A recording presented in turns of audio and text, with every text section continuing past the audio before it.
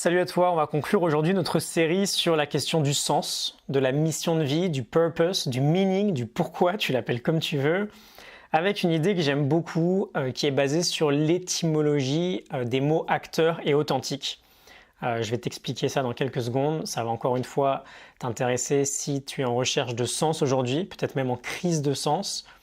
Tu ne sais pas pourquoi tu te lèves le matin, tu ne sais pas vraiment à quoi servent tes journées, où est l'utilité de ton travail.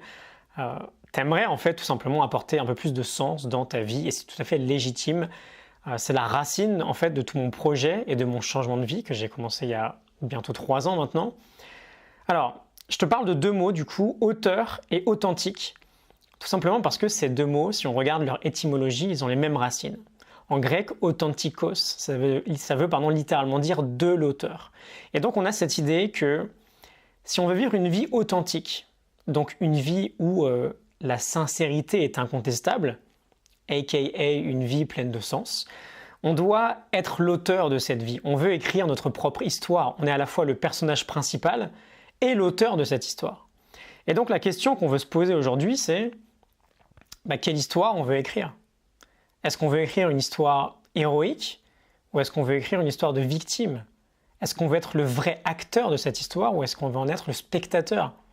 Est-ce que si on lit notre propre histoire ou si on regarde le film de notre propre histoire, on est super excité et on est fier de la manière dont le personnage gère les différents challenges sur son parcours? Parce que c'est ça l'histoire d'un héros. Il affronte les obstacles et il se renforce, il avance dans sa quête en fait.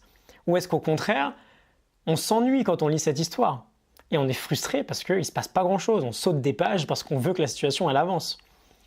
Je ne sais pas si ça te parle tout ça, mais c'est sympa d'y réfléchir, je pense. Quand on parle de héros, on ne parle pas forcément d'un personnage incroyable, mais juste finalement d'un acteur dans sa vie, qui poursuit sa propre quête et qui a du sens pour lui. Pourquoi ça nous inspire en fait, ce type d'histoire? Pourquoi on va voir des films comme ça au cinéma, qui sont d'ailleurs des très grands succès? Parce que ça éveille quelque chose en nous. On sent peut-être qu'on a une certaine forme de quête aujourd'hui et on veut la poursuivre et ça nous inspire parce que ça éveille aussi peut-être certaines valeurs qui sont propres à nous. Et je fais cet épisode pour te faire comprendre que, en fait, cette histoire de héros ou de victime, elle part juste d'un choix. Rien de plus, c'est juste un choix. On peut décider au quotidien d'entendre nos propres excuses et de se raconter des histoires sur notre vie, ou on peut décider d'en être le héros et de la prendre en main, mais on ne peut pas choisir les deux.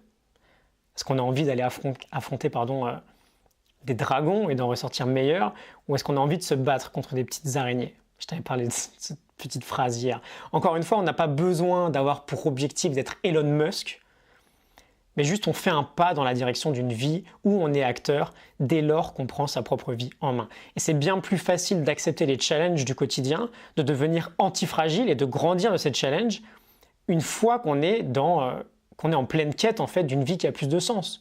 Parce qu'on sait que ça fait partie du process. Héros, victime, acteur, spectateur, c'est juste un choix.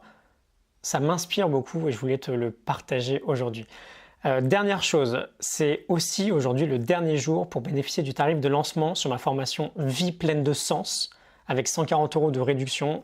Je t'ai mis un lien en description si jamais tu es intéressé. Ça se passe en 4 parties majeures. Partir en quête de sa propre mission. Qui suis-je? Qu'est-ce que j'aime faire? Quelles sont mes passions?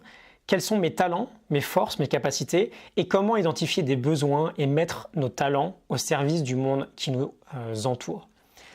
On va notamment voir ensemble, durant cette formation, comment accélérer notre découverte en se fixant un objectif complètement déconseillé dans la société actuelle, pourquoi on s'y prend complètement à l'envers avec la question de la passion et comment s'y prendre à la place. Si j'avais aucune passion aujourd'hui et que je partais de zéro, je te partage exactement ce que je ferais pour en découvrir de nouvelles. Comment réapprendre à se concentrer aussi sur nos forces plutôt que sur nos faiblesses, mais de leçons, mais de façons les plus efficaces que tu pourrais utiliser pour découvrir tes talents. Comment définir le vrai besoin des gens que tu pourrais aider et surtout comment se différencier. Comment révéler son unicité et se lancer dans cette magnifique nouvelle aventure. Pour plus de détails, tu as juste à cliquer sur le lien en description. À partir de ce soir minuit, le tarif augmentera, donc si ça t'intéresse, n'hésite pas. Je te retrouve très bientôt pour un prochain épisode ou dès maintenant dans la formation. Salut!